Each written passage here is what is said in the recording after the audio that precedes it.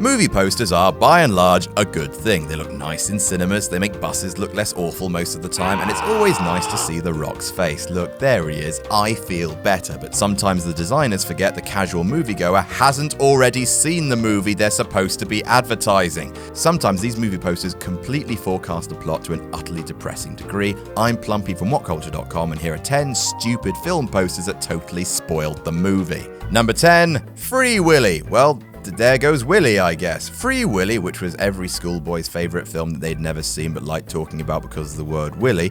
It was basically about a boy who sets about freeing his Willy.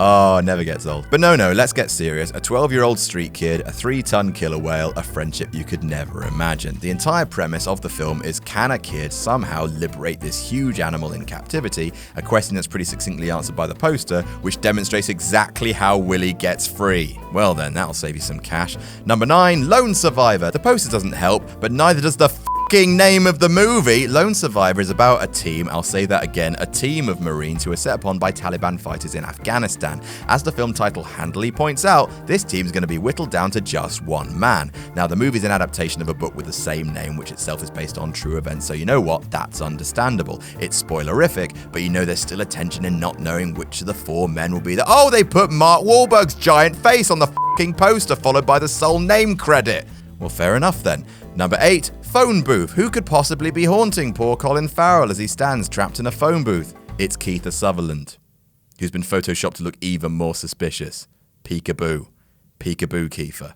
Number 7, The Amazing Spider-Man 2. There wasn't much that was smart about The Amazing Spider-Man 2. Electro's sole motivation seemed to be that Spider-Man forgot who he was, and also this is Paul Giamatti as the Rhino. Yep, that pretty much sums that up. Now, for those of you who know your Spider-Man, you'll know that Norman Osborn was the first and most famous Green Goblin. Big Norm is played by Chris Cooper in Spidey 2, so you'd expect that he'd be the one to become the Jade Menace. Not so, as in a nice twist of continuity, it's Harry who becomes the Goblin, which would have been a neat twist if they hadn't slapped Dane DeHaan on the poster doing the Green Goblin thing. Number 6, Terminator Genisys. At some point, Terminator Genisys just gave up. In a desperate attempt to put butts in the seats, it ends up giving away every single one of its secrets in advance. The first trailer was intriguing. The timeline's being rewritten. John Connor's played by Jason Clarke. Sarah Connor is a Khaleesi now. There are 2 Arnies. What's going on? Then the poster happened. Then the second trailer happened. Front and center of both, John Connor's a Terminator. Oh, is he f***ing now? That would have been a nice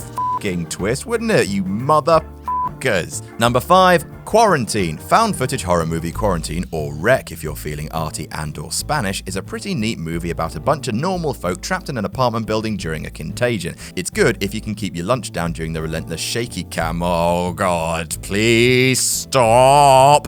The movie ends, spoilers now, with the main character reporter lady being dragged along the floor into the dark by a thing. And that dragging just so happens to be the exact moment that Quarantine puts on its poster. The original REC went with this. No clue as to what's happening here. Quarantine went with this because they're dumb. Number 4, Carrie. And while we're talking about movies content to whack their f***ing climax on their poster for the world and its dad to see, hey, all the people who've never seen Carrie, any idea what happens at the end of Carrie? What's that? She gets covered in blood and goes mental? Wherever did you get that idea? Wherever did you get that idea that's clearly presented to you? Number 3, Rocky IV. In Rocky IV, the 4th and rockiest of the movies starring Punch Sponge Stallone, America takes on Russia in a titanic boxing clash to see who will emerge victorious. Here's the poster. I mean, genuinely for f***'s sake. Number 2, The Cabin in the Woods. The Cabin in the Woods has a number of posters. Some of them are very good, like this one with the cabin as a Rubik's Cube. The message here is implicit. There's something not quite right about the cabin. The plot may be some sort of puzzle box, but a traditional image is being subverted. Very good, gold star. Then there's this Japanese poster, which explicitly depicts the cabin being the cover for a series of subterranean cells which are keeping things in them. Thanks, Japan, you awful bastards. You're bad people, and you should feel bad. All of you. All of the Japanese people in the world are bad, and I stand by that. Those are my views and the views of Whatculture.com. And number 1, Switchblade Romance. It's one of them twist movies, except unlike The Sixth Sense or what have you, the twist of Switchblade Romance is dumb as a box of rubbers.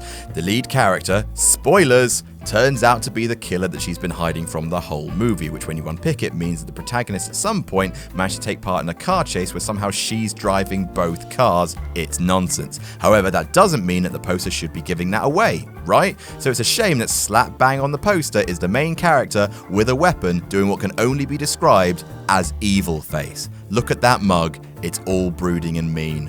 What's going on? Why can't posters let us have precious things? And that's our list. Did we miss any out? Tell us about it in the comments. Don't forget to like, share, and subscribe. I'm Plumpy from Whatculture.com, and I'll see you soon.